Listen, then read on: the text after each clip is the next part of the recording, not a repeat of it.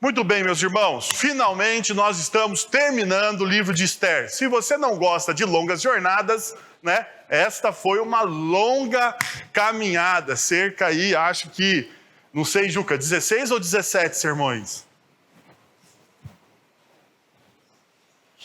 16, olha só. 16 estudos bíblicos no livro de Esther. Dá um livro esse negócio, né? Poderia aí pegar o material e escrever um livro. Bom, nós estamos estudando a comunidade da diáspora, discípulos em uma cultura secular. E estamos olhando para um dos livros, talvez, mais difíceis das Sagradas Escrituras, porque o livro de Esther é o livro da secularização dentro das Sagradas Escrituras. Por quê? Porque Deus não aparece nele. Né?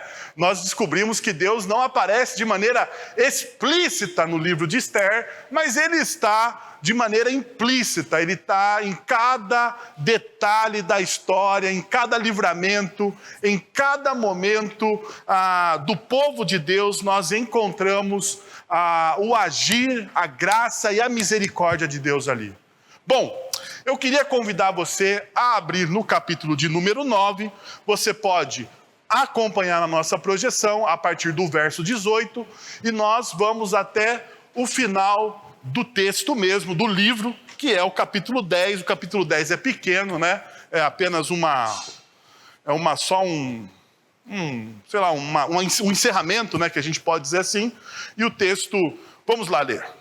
Os judeus de Suzã, porém, tinham se reunido no 13º e no 14º dia, e no 15º descansaram, e dele fizeram um dia de festa e de alegria. Por isso os judeus que vivem em vilas e povoados comemoraram o 14º dia do mês de Adar como um dia de festa e de alegria, um dia de troca de presentes. Mardoqueu registrou esses acontecimentos e enviou cartas a todos os judeus de todas as províncias do rei Xerxes, próximas e distantes, determinando que anualmente se comemorassem o 14º e o 15º dias do mês de Adar. Pois nesses dias os judeus livraram-se dos seus inimigos. Nesse mês, a sua tristeza tornou-se em alegria, o seu pranto em um dia de festa. Escreveu-lhes dizendo que comemorassem aquelas datas como dias de festa e de alegria, em troca de presentes e de ofertas aos pobres. E assim os judeus adotaram como costume aquela comemoração conforme o que Mardoqueu lhes tinha ordenado por escrito. Pois Amã, o filho do Agagita Amedata, inimigo de todos os judeus, tinha tramado contra eles para destruí-los e tinha lançado a sorte para a ruína e destruição deles. Mas quando isso chegou ao conhecimento do rei, ele deu ordens escritas para que o plano maligno de Amã contra os judeus se voltasse contra a sua própria cabeça e para que ele e os seus filhos fossem enforcados. Por isso, aqueles dias foram chamados de Purim, da palavra pur, considerando tudo o que estava escrito nesta carta, o que tinham visto e o que tinham acontecido, os judeus decidiram estabelecer o costume de que eles e os seus descendentes e todos os que se tornassem judeus não deixariam de comemorar anualmente estes 2 dias, na forma prescrita e na data certa. Esses dias seriam lembrados e comemorados em cada família, de cada geração, em cada província, em cada cidade, e jamais deveriam deixar de ser comemorados pelos judeus. E os seus descendentes jamais deveriam esquecer-se de tais dias. Então, a rainha Esther, filha de Abiail e o judeu Mardoqueu, escreveram com toda a autoridade uma segunda carta para confirmar a primeira acerca do Purim. Mardoqueu enviou cartas a todos os judeus das 127 províncias do Império de Xerxes, desejando-lhes paz e segurança. e confirmando que os dias do Purim deveriam ser comemorados nas datas determinadas, conforme o judeu Mardoqueu e a rainha Esther tinham decretado e estabelecido para si mesmos, para que todos os judeus e para os seus descendentes, e acrescentou observações sobre tempos de jejum e de lamentação. O decreto de Esther confirmou as regras do Purim, e isso foi escrito nos registros. Capítulo 10. Continua. Capítulo 10, calma aí, aqui. O rei Xerxes impôs tributos a todo o império, até sobre as distantes regiões costeiras. Todos os seus atos de força e de poder, e o relato completo da grandeza de Mardoqueu, a quem o rei dera autoridade, estão registrados no livro das crônicas do rei da Média e da Pérsia. O judeu Mardoqueu foi o segundo na hierarquia depois do rei Xerxes. Era homem importante entre os judeus e foi muito amado por eles, pois trabalhou para o bem do seu povo e promoveu o bem-estar de todos. E encerra dessa forma o livro de Esther. Como nós vimos, né, o livro de Esther ele conta toda essa história do Império Persa, ou como os judeus foram libertos dentro do Império Persa, né? Dentro do Império Persa. Nós precisamos lembrar também que os judeus eles foram capturados pelos babilônicos, e o Império Persa, então, neste momento, era o império mais importante daquela região do Oriente Próximo. Bom, diante de toda essa história, todo final de semana, todo domingo, eu tenho cunhado com vocês algumas teses em cima de cada texto que nós temos lidos. E nessa manhã, nós trabalhamos, ou nesse domingo de manhã, a gente trabalhou uma parte do que a gente vai trabalhar, ou continuar trabalhando hoje à noite, que diria o seguinte: a nossa tese era: na cultura secular hostil, o imperativo para a saúde espiritual do discípulo é reafirmar a crença inflexível na soberania de Deus. E com isso, aprender a visão vertical da história. Pela manhã, a gente trabalhou a primeira parte. Reafirmar a crença inflexível na soberania de Deus. Nós precisamos, como discípulos de Cristo Jesus, reafirmar diariamente, semanalmente, a crença na soberania de Deus. Por quê? Porque a cultura secular tem a intenção de roubar a soberania de Deus das nossas vidas. Então nós perdemos essa soberania. E pela manhã nós trabalhamos 2 pontos. Precisamos acolher no nosso coração a verdade: Deus é o Senhor da vida e da morte. Então nós olhamos de maneira mais pormenorizada no domingo de manhã essa ideia de que Deus é o Senhor da vida e da morte, ou seja, o Deus ele é o Rei de todas as coisas, o Criador de todas as coisas, e como Criador de todas as coisas, ele tem a primazia sobre todas as coisas. Mas a cultura secular diz que nós temos primazia sobre todas as coisas. E daí existe um embate cultural, um embate de reinos. Mas nós vimos que Deus ele subjuga a nossa cultura e continua sendo Ele o Criador e o Senhor de todas as coisas. No segundo ponto, nós precisamos rejeitar uma leitura bíblica autocentrada. E talvez aqui foi o ponto mais importante da nossa reflexão do domingo de manhã. Porque muitas vezes nós temos uma leitura bíblica que favorece o nosso coração, né? E quando nós temos uma leitura bíblica que favorece o nosso coração, nós deixamos, eu costumo dizer que nós deixamos a Bíblia um pouco mais fina. Nós deixamos a Bíblia um pouco mais fina, por quê? Porque nós fazemos seleções daquilo que nós vamos ler daquilo que nós vamos ler. Daquilo que nós gostamos, daquilo que nós não gostamos. Daquilo que nós cremos e naquilo que nós não queremos crer ou não queremos aceitar. Mas nós sabemos, se Deus é o Senhor de todas as coisas, o Senhor da vida e da morte, nós não temos a opção de escolha diante da palavra dEle. Nós simplesmente devemos acolher a palavra de Deus. Não existe a possibilidade de você escolher e dizer: será que isso é crível ou não crível? A palavra de Deus é a revelação que nos dá a certeza de todas as coisas. Bom, agora eu queria trabalhar a segunda parte da minha afirmação com você, da minha tese. Quando nós cremos na inflexível soberania, ou quando nós reafirmamos a crença na inflexível soberania de Deus, com isso nós devemos aprender a visão vertical da história. Deixa eu tentar trazer uma ideia do Mike Gorin, no livro dele, A Missão da Igreja Hoje.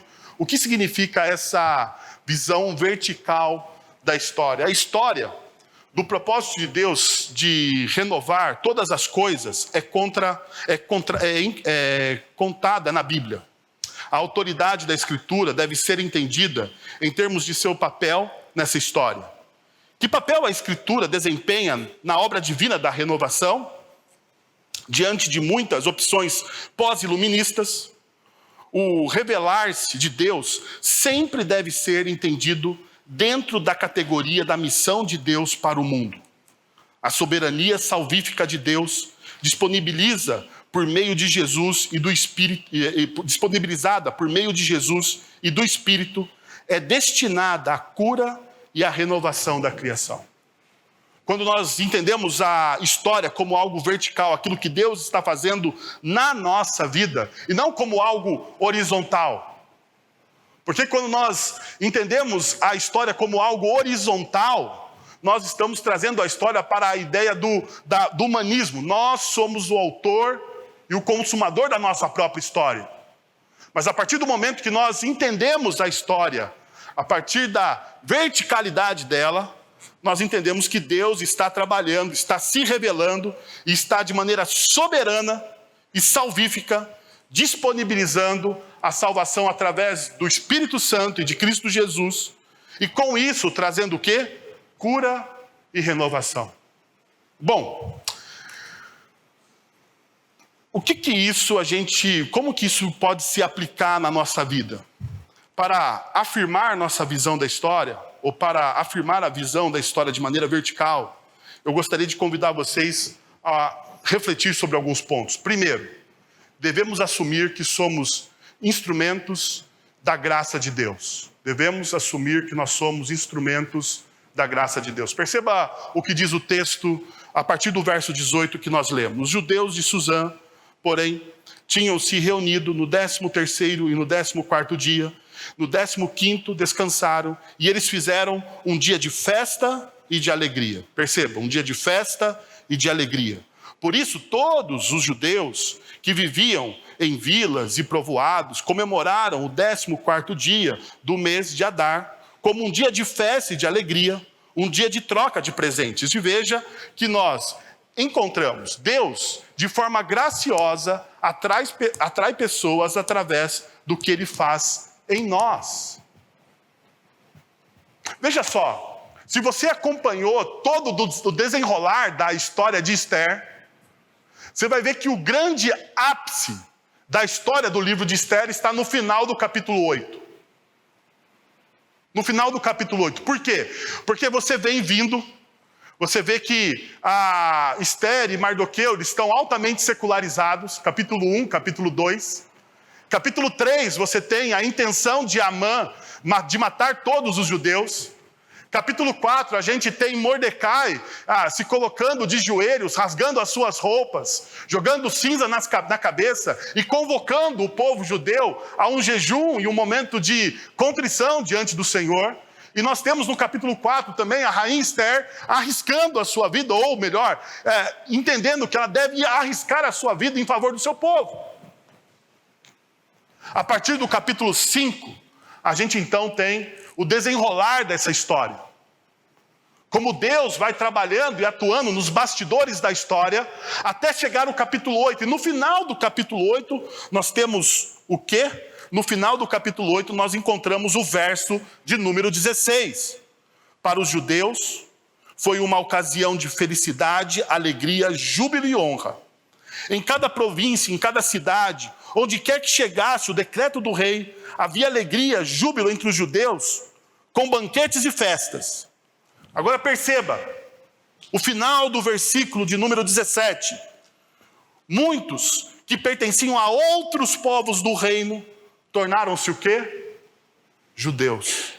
Porque o temor dos judeus tinha se apoderado deles. E o que está acontecendo aqui? No capítulo 8, nós temos, então, a grande derrocada de Amã.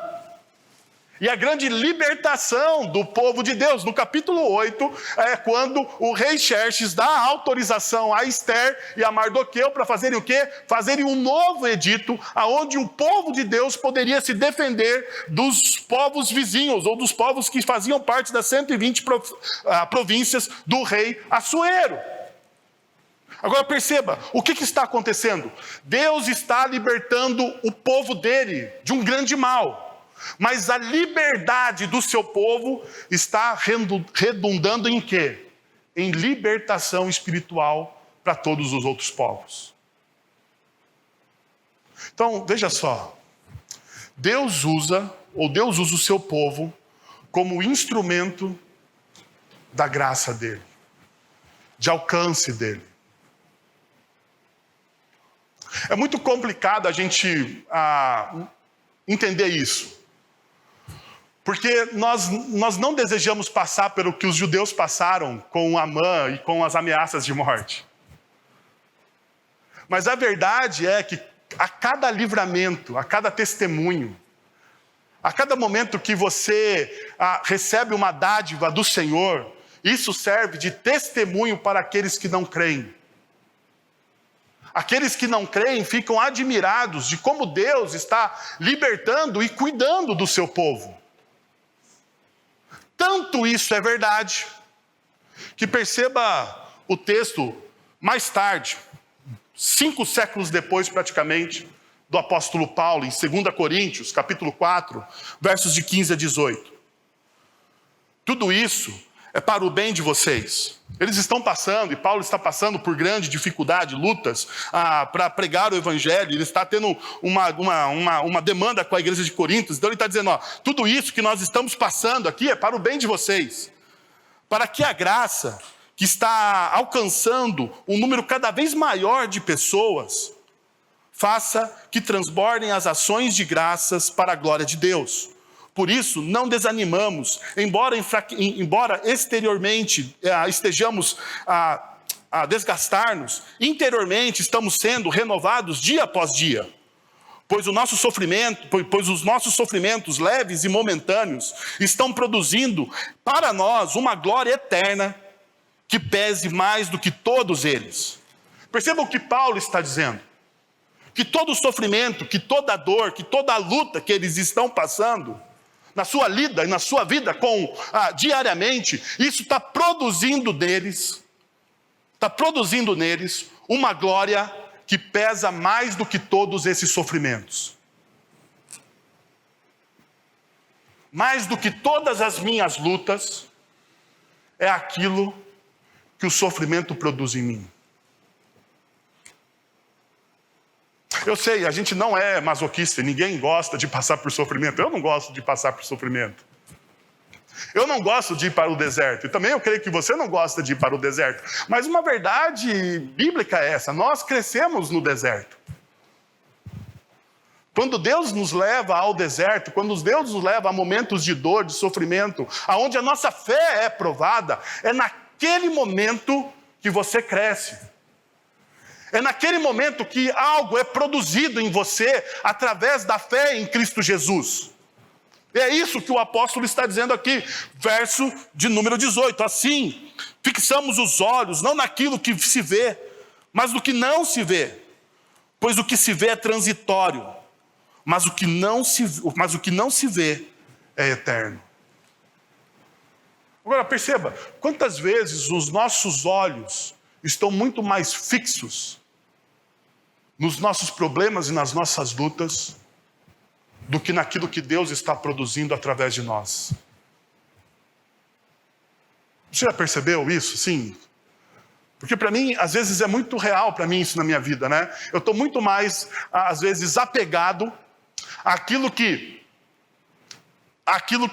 eu estou vendo do que aquilo que Deus está produzindo através da minha luta, do meu sofrimento e da minha vida. Mas o que o texto de Esther e o texto do apóstolo Paulo, em 2 Coríntios capítulo 4, versos de 15 a 18, me ensina é que Deus, Ele me usa como instrumento da sua graça nos momentos de dor. E muitas vezes nós vamos entender esse momento somente no final de toda a história. Somente no final de toda a história. Se você acompanhou comigo, se você não acompanhou, você pode entrar nas nossas redes sociais, né, Juca? Você pode entrar nas nossas redes sociais, no podcast, e acompanhar os 16 sermões para você entender do que eu estou falando hoje. Mas se você não acompanhou, são cerca de 10 ou a 15 anos, segundo os especialistas, que acontece em todo o livro de Esther. O livro de Esther tem um gap de 10 a 15 anos. E olha só, eles vão entender aquilo que Deus está fazendo no final da história. No final do livro. E assim também será com a gente, meus irmãos e minhas irmãs. Isso nós vamos entender algumas coisas somente no final da história. Somente no final da nossa história. Tem coisas que nós não vamos entender agora. O porquê as coisas aconteceram, o porquê nós passamos por isso. Mas no final da história será tudo revelado e colocado em panos limpos diante de nós, diante de nosso Senhor, e isso deve ser uma esperança para a gente. Porém, você tem que estar reafirmando no seu coração que Deus está te usando na história como um instrumento da graça dele. Deus está te usando na história como um instrumento da graça dele. O segundo princípio que eu gostaria de passar para vocês é: crie memórias da graça de Deus em sua vida. Crie memoriais, melhor dizendo, crie memoriais da graça de Deus em sua vida. Veja o que o verso 28 vai nos mostrar. Esses dias seriam lembrados e comemorados em cada família e em cada geração. Em cada província e em cada cidade, jamais deveriam deixar de ser comemorados pelos judeus e os seus descendentes. Jamais deveriam esquecer-se de tais dias. Diante de toda a dor que eles passaram, diante de todos os problemas que o povo judeu passou por causa de Amã, e daqueles 10 a 15 anos de história, eles vão ter um dia especial, o dia do Pur, ou como eles comemoram hoje, né, a festa da primavera. Até hoje, o povo judeu, eles comemoram essa data.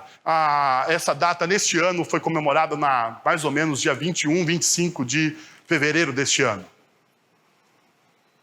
para o povo judeu. Até hoje eles comemoram, mas o que isso tem a ver com a nossa vida? A pergunta é: quais são os memoriais dos atos de Deus em sua casa? Eu não sei se você tem os memoriais daquilo que Deus fez na sua vida. Sabe, na nossa cultura secular, pós-moderna, segundo Zygmunt Bauman, líquida, nós perdemos os referenciais. Nós perdemos os referenciais.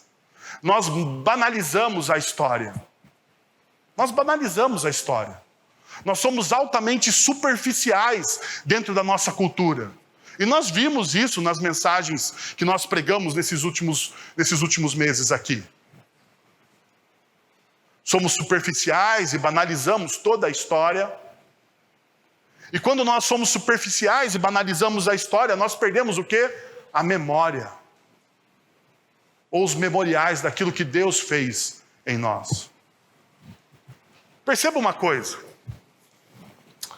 O problema da secularização com as datas cristãs. Já perceberam isso? Nós temos pelo menos duas datas muito importantes dentro do calendário cristão do povo brasileiro. O Natal e a Páscoa.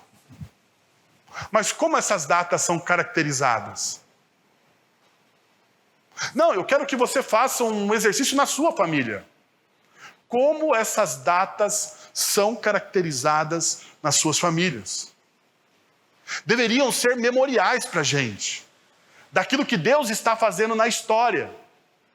O Natal deveria ser um memorial de como Deus, amando o mundo de tal maneira, envia o seu Filho de forma encarnada. Ele faz com que o Rei de toda a glória seja despido da sua glória e entre na miserável carne humana. É isso que Deus está fazendo de maneira redentiva no Natal. Mas será que é isso que nós comemoramos? Ou nós transformamos o Natal em uma data altamente secularizada? Nós estamos nos aproximando do Natal. Os shoppings, as lojas, as propagandas já começam a oferecer para você algo para você consumir no Natal. Perceba como ficou secularizado isso. E a Páscoa, então? Pior. Porque a Páscoa para o cristão é muito mais importante que o Natal. Porque se não existisse Páscoa, não teria motivo para comemorar o Natal. O Natal só pode ser comemorado porque existe uma Páscoa. Porque Jesus ele morre naquela cruz em nosso favor. Mas veja como nós secularizamos aquilo que deveria ser um memorial para a gente. Aquilo perde o significado real das coisas.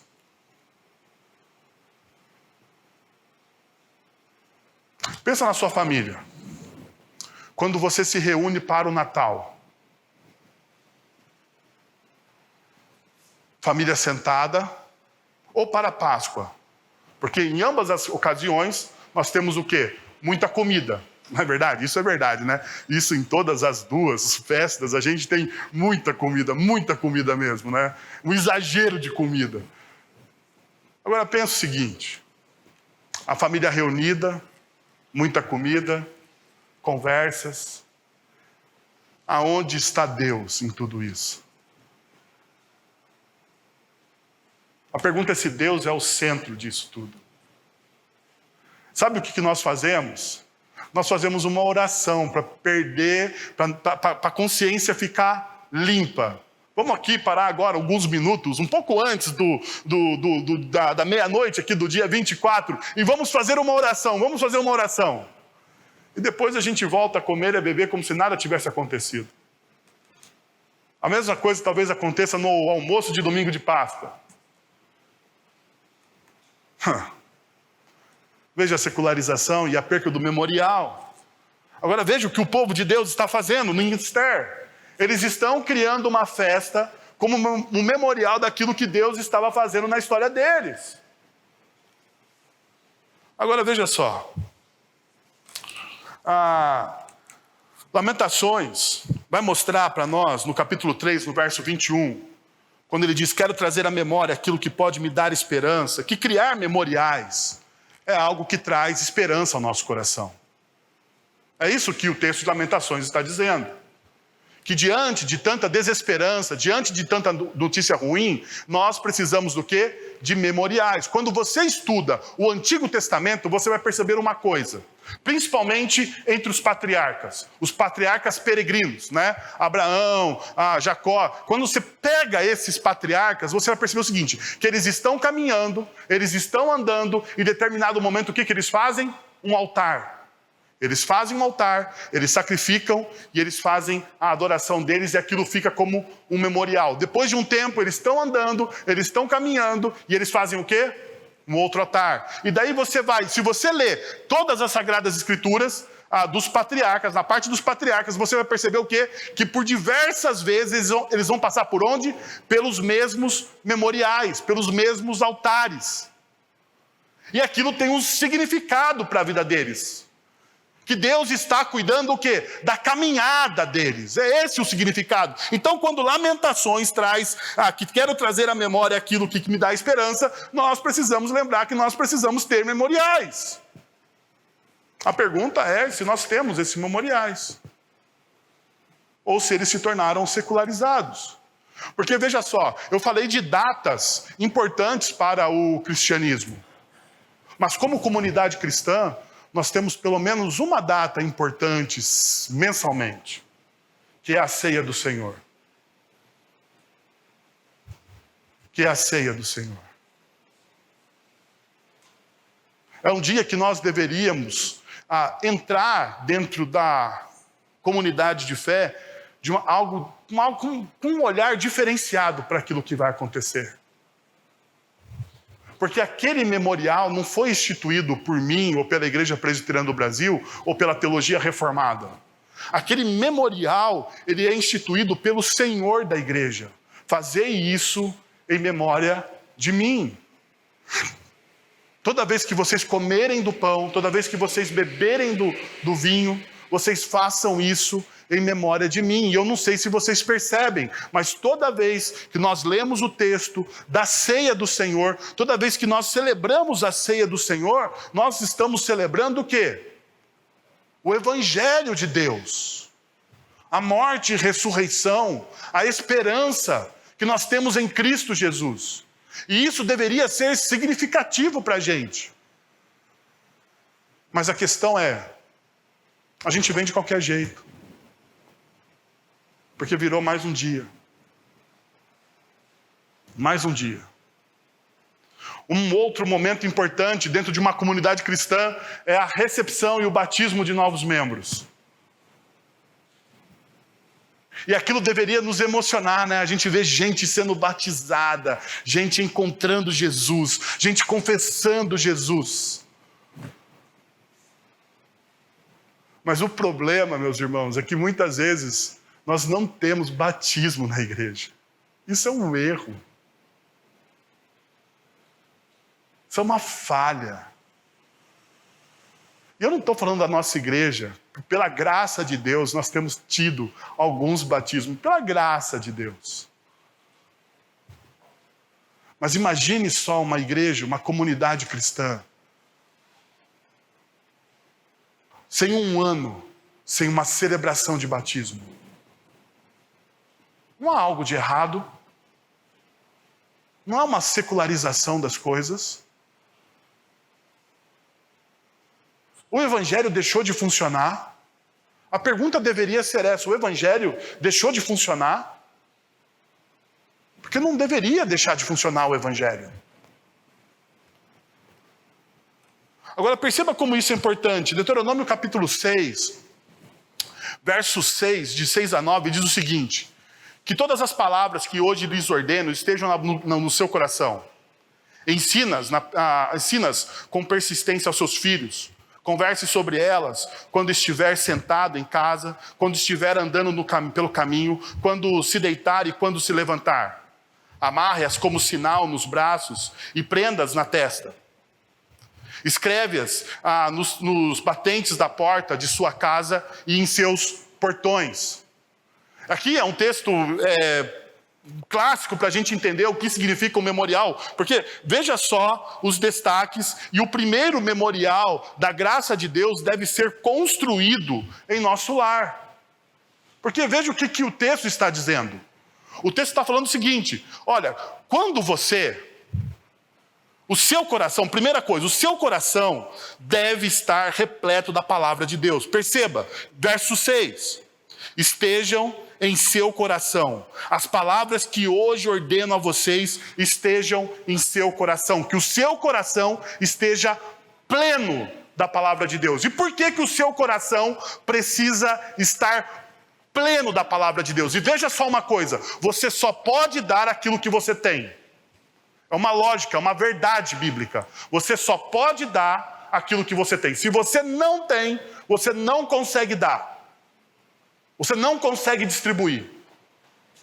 Então a importância que, por isso que o texto começa, quando o texto de Deuteronômio começa, dando uma instrução às famílias, ele está dizendo o seguinte: olha, que a sua vida esteja plena da palavra de Deus. Por quê?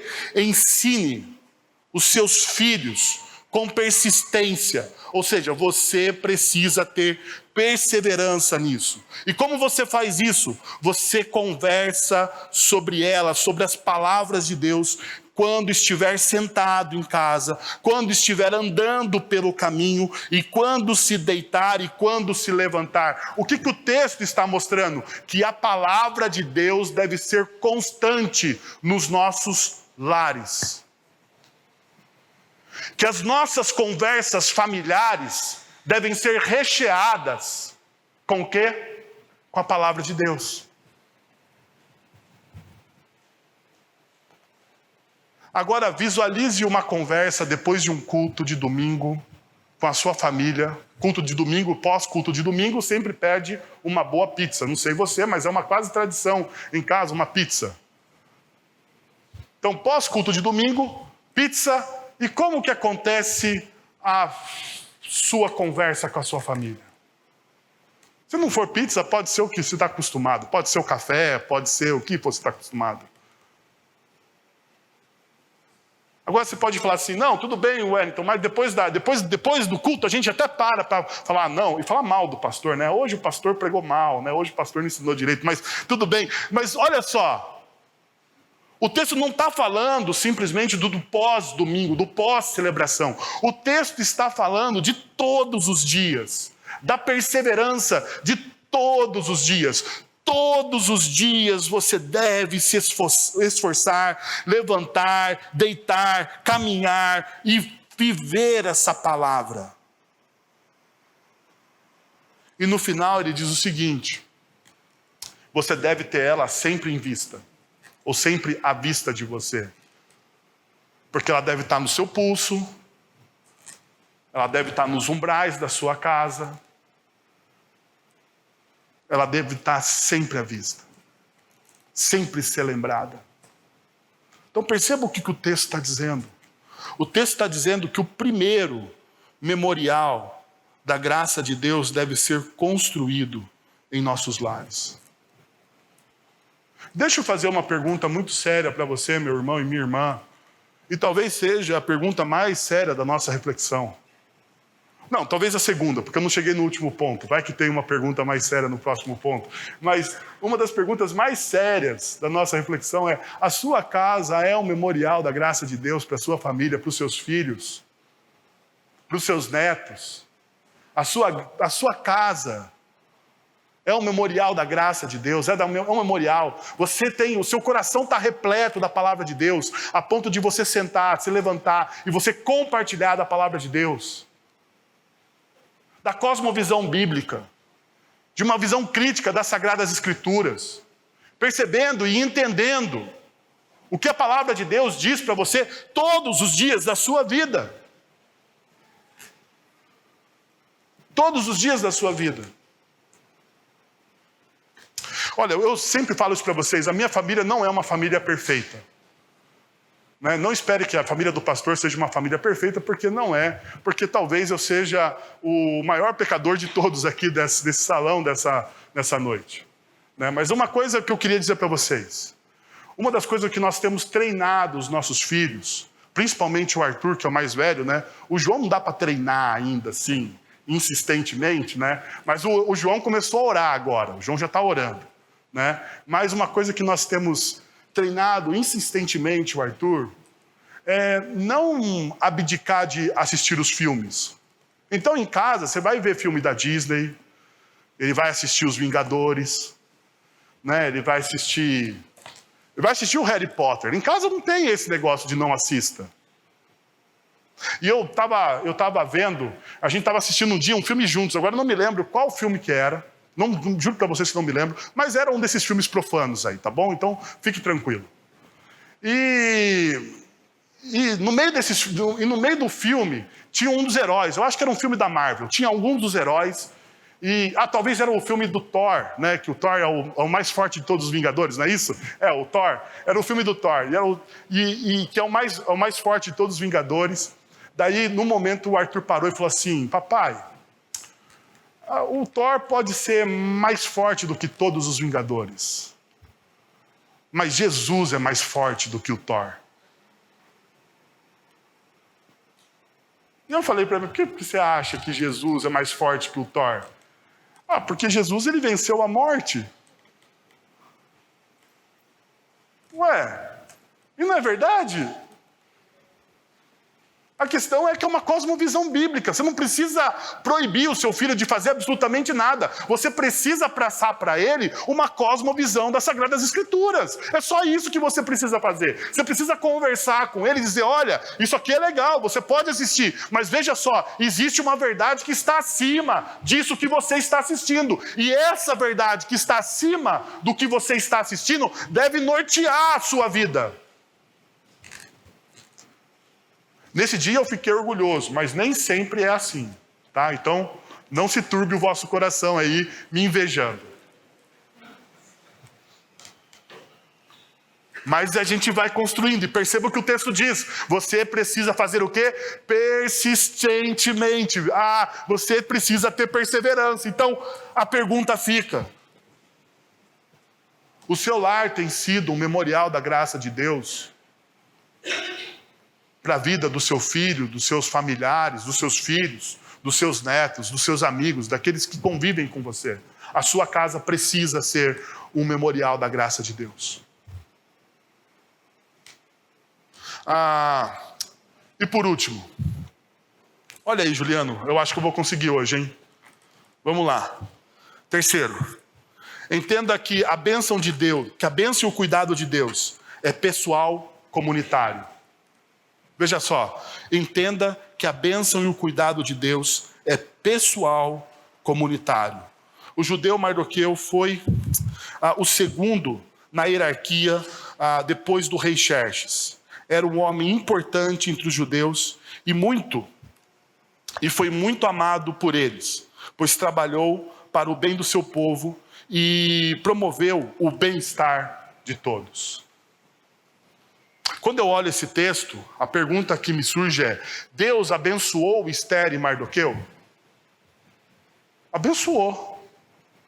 Abençoou. Tanto é verdade que ele abençoou, quando você pega o livro de Ester e você vai para o capítulo de número 7, você vai perceber que o rei Xerxes respondeu à rainha Ester e o judeu Mardoqueu: mandei enforcar Amã e dei os seus bens a Ester, porque ele atentou contra os judeus. Ester e Amã, eles recebem todos os bens, Ester e Mardoqueu recebem todos os bens de Amã.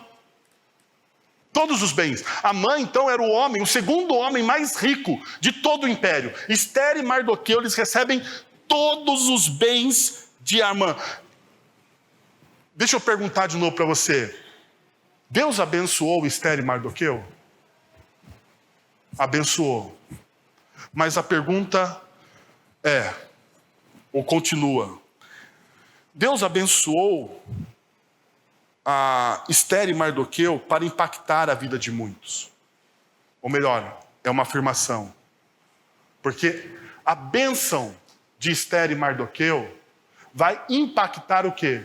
A vida de muitos. A vida de todos os povos judeus. Perceba o que diz o texto.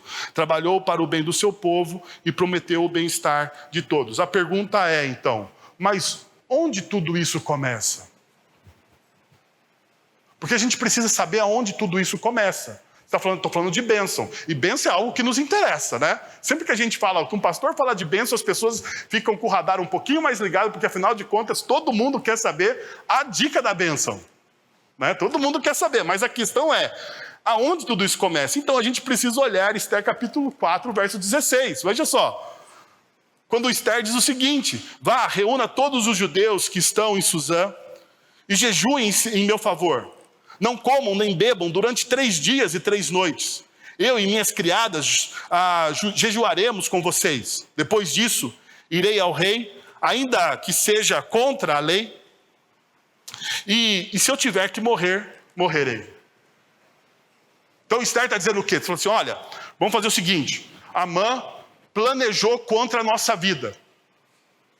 A única coisa que eu posso fazer como rainha é me apresentar diante do rei. Então estou lembrando vocês, porque nós já estudamos isso. A única coisa que eu posso fazer como rainha é me apresentar diante do rei. Mas lembre-se uma coisa, Mardoqueu, eu não me apresento ao rei faz 30 dias. 30 dias que eu não vejo o rei. Então, assim, o meu casamento com o rei não está lá aquelas coisas. Porque faz 30 dias que eu estou lá no meu lado do palácio e eu não vejo o rei. Mas vamos fazer o seguinte, faz uma reunião de oração aí, chama o jejum, nós vamos jejuar aqui, vocês jejuam aí, e eu vou me encontrar com o rei, se eu tiver que morrer, morrerei. Olha só, veja que interessante. Como sabemos, a espiritualidade judaica, a liturgia é vivencial. O jejum simboliza a súplica, a dependência, a necessidade de intervenção. Então a gente não tem Deus não está explícito no texto, mas está implícito. Quando o povo pede para o jejum, nós precisamos lembrar disso. Na espiritualidade judaica, o jejum, ele é um símbolo de dependência. Ele é um símbolo de clamor. Então Esther aqui, Mardoqueu, as suas criadas, todo o povo judeu está clamando diante de Deus. Está clamando diante de Deus. Agora, veja só, diante das lutas e das nossas lutas da vida, nós clamamos também. A pergunta é, como nós clamamos?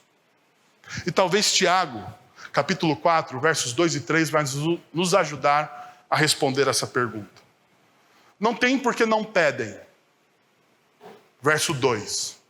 Vocês não têm porque vocês não pedem. E quando pedem, não recebem, pois pedem por motivos errados para gastar com os seus prazeres. Veja só, primeira coisa, subestimamos a vida de oração e consagração. Não tem porque não pedem. Deixa eu falar com vocês, e isso acontece com Esther, Mardoqueu e os judeus da saga do livro que nós estamos lendo. A oração e o jejum é o último recurso deles. Quando o decreto de Amã já estava publicado, quando eles não tinham mais o que fazer, eles falam assim, vamos jejuar e vamos orar, porque a casa foi pro brejo. Não tem mais o que a gente fazer. Não tem. Acabou tudo. Pergunta, nós não somos assim também? A oração e a consagração não é a última coisa que nós fazemos? Não é a última coisa diante de uma notícia ruim? Quando o casamento já está quase destruído, só falta dar aquele peteleco, é que a gente vai procurar a ajuda de alguém da igreja, do pastor, de um presbítero, sei lá. Ou quando a gente vai pedir oração, é quando a coisa já está acabando. Final de festa, daí a gente pede ajuda. É quando o médico já diz, olha, não tem o que fazer. Daí você fala, opa, vamos orar, porque afinal de contas não tem mais o que fazer. Já que acabou tudo que eu posso fazer, agora eu vou orar. Olha só a nossa lógica. Olha só a nossa lógica. Nós confiamos tanto em Deus, que Ele é a última coisa que nós procuramos. É estranho isso, não é? Você confia tanto em Deus, você diz que ama a Deus, você até a hora, mas é a última coisa que você procura. Então perceba, Tiago está dizendo aqui, olha, vocês não têm, porque vocês não pedem. Porque vocês subestimam o quê? A vida de oração e de consagração. Agora veja só o que ele diz adiante. Quando pedem, não recebem, pois pedem por motivos errados. Quando pedimos, estamos envolvidos em uma cultura de consumismo. Por que eu digo consumismo? Veja só, para gastar. Para gastar em seus o quê? Prazeres. E para mim, está aqui porque Deus não responde às nossas orações. Se você quer o meu X teológico desse sermão, para mim o X teológico está aqui. Porque Deus não responde a minha oração. Deus não responde a sua oração porque você está orando para satisfazer os seus prazeres.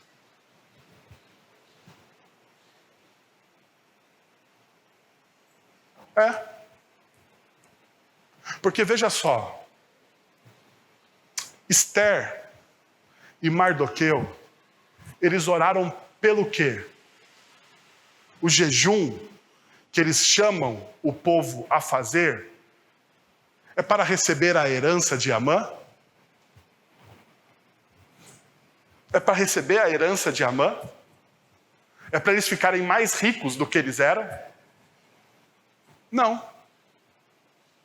A herança que eles recebem de Amã é uma consequência da ação de Deus muito maior, que é libertar o povo.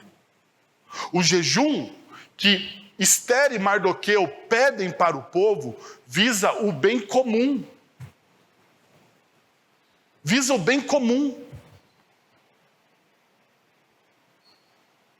Deixa eu te falar uma coisa. Eu sei, isso aqui, gente, olha, vocês não vão ver coach gospel, que cobra R$60 para você ouvir o cara em uma igreja, porque tem, né? Eu fiquei sabendo esses dias. Tem cara que se diz evangelista e cobra R$60 para a pessoa ouvir o evangelista pregar.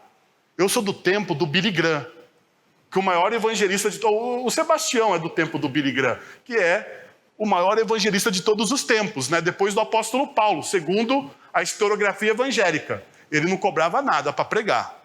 Mas tem evangelista aqui que passa em Sorocaba e cobra R$60 para pregar. E a questão é o seguinte, eu quero saber se esse evangelista gospel está pregando o evangelho de maneira correta.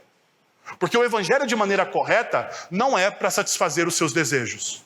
Não é. Não é.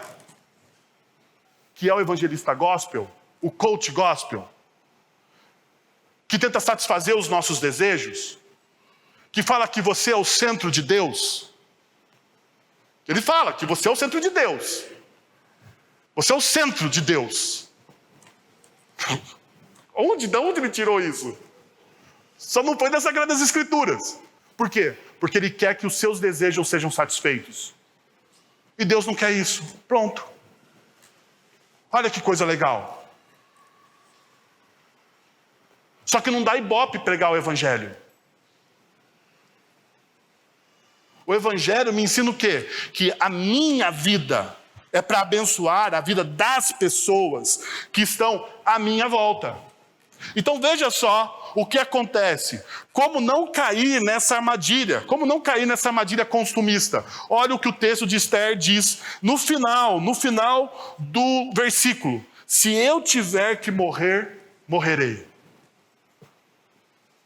O que Ester está dizendo aqui? O rei pode não atender o meu pedido e eu vou morrer. Então, se eu tiver que morrer por uma boa causa, eu vou morrer. Perceberam? Ester não está para a vida dela.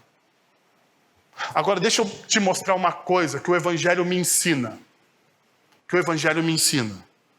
Dentro da teologia da Ester aqui, se eu tiver que morrer, morrerei. Primeiro, a maior felicidade em dar do que receber. Atos, capítulo 20, verso 35. A maior felicidade em dar do que você receber. Já pensou nisso? Ao invés de você ter uma oração autocentrada, por que você não tem orações outrocentradas? Porque é melhor você distribuir a bênção do que receber a bênção. Olha que legal. Olha que legal a teologia de Ester, que se eu tiver que morrer, morrerei. 2. Quem perder a sua vida, a salvará. Marcos capítulo 8, 35. Se você deseja ganhar a sua vida, se você deseja a bênção para você, se você deseja ter a sua vida perfeita, deixa eu te dizer uma coisa, você vai perder a sua vida. E quem está dizendo isso não sou eu, é Jesus de Nazaré. É Jesus de Nazaré. Agora perceba o que ele diz, olha, você pode perder a sua vida. Mas se você perder a sua vida por causa do meu evangelho, se você perder a sua vida por causa do meu evangelho, aí sim você vai ganhar. Se eu tiver que morrer, morrerei. Eu vou perder para ganhar. Por último, você colhe aquilo que você semeia. 2 Coríntios 9:6. Paulo nos ensina isso. Você colhe aquilo que você semeia. Se eu tiver que morrer, eu morrerei. Faz sentido, gente? Faz sentido? Então deixa eu te convidar você a 3 movimentos nessa noite para a gente encerrar. Para a gente encerrar. Faça de sua vida um instrumento da graça de Deus. Faça da sua vida um instrumento da graça de Deus. Você precisa fazer isso. Você precisa abrir a sua vida para que Deus use a sua vida para abençoar outros. Está na hora de você fazer isso. Você não pode ficar aqui simplesmente recebendo.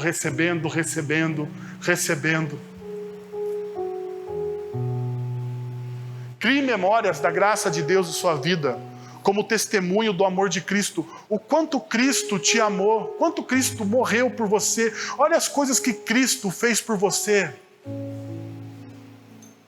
Não está na hora de você criar na sua casa um memorial da graça de Deus?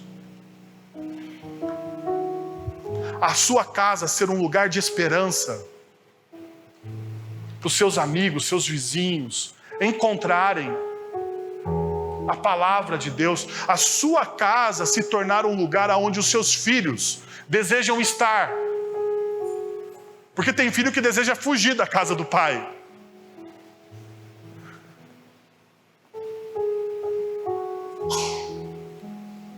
Será que não está na hora de você fazer essa opção? E por último, aprenda a lógica inversa do reino de Deus, de ser abençoado. A lógica inversa. Se eu tiver que morrer, eu morrerei. Eu vou perder para ganhar. É melhor dar do que receber. Eu vou plantar, eu vou colher, eu vou semear, para depois colher. Quero convidar você a fechar os seus olhos e buscar a presença de Deus. Senhor, nós estamos na Tua presença nessa noite. Nós queremos Te agradecer, ó Pai, pela Tua palavra. Que é uma palavra, Deus, que vem ao encontro do nosso coração e que quebra, Deus, o nosso coração para fazer de novo. A tua palavra é como uma espada afiada, Deus, que corta e que dá discernimento do que nós somos e do que nós fazemos. Nessa noite, Senhor, nós queremos nos arrepender, Pai. Porque nós não temos, ó Deus, como igreja, sido um instrumento da graça de Deus. Nós queremos Te pedir perdão por isso, Pai. Como igreja, Senhor, também nós queremos dizer, Pai, que muitas vezes nós não somos um memorial da Tua graça, Senhor. Nós banalizamos as coisas, banalizamos a ceia, banalizamos o batismo, banalizamos, ó Deus, datas que deveriam ser significativas para o povo de Deus.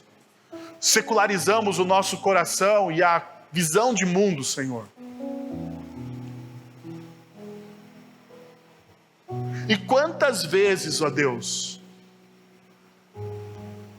nós preferimos a lógica secular do ganhar pelo ganhar